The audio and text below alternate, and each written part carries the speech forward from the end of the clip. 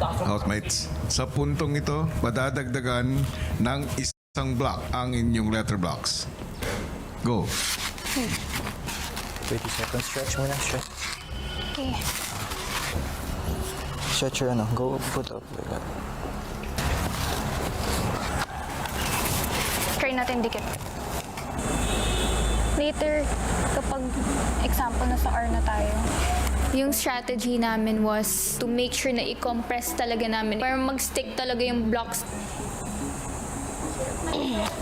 Habang madali pa, kumilos-kilos na kasi pag nakatayo lang kami, mas mabilis mangawit. Pwede ilalagay down. Ang naging diskarte po namin ay pakiramdaman lang yung katawan ng isa't isa at huwag maging kampante. Habang patuloy na buhat ang dalawang letter blocks, si River may naisip na diskarte.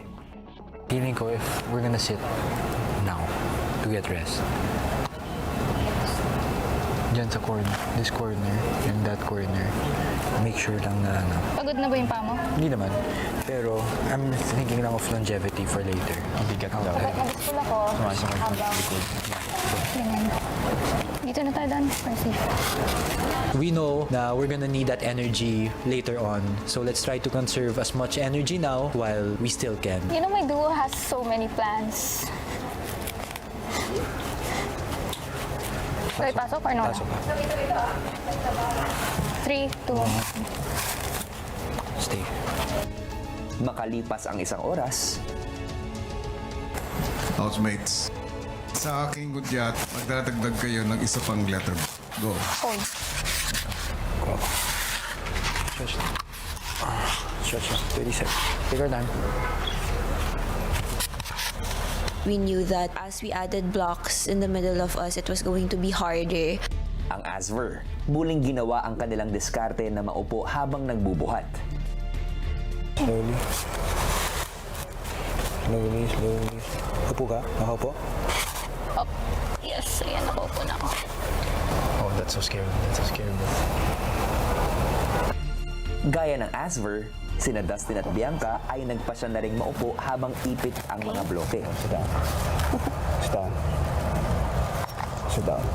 Yan. Sure? Yeah. Okay, put your weight. Let's put our weight on each other. Di nagtagal ay sumunod na rin sa pag-upo ang Breka. Comfy ka? Go. Hindi siya nilala. That's comfy.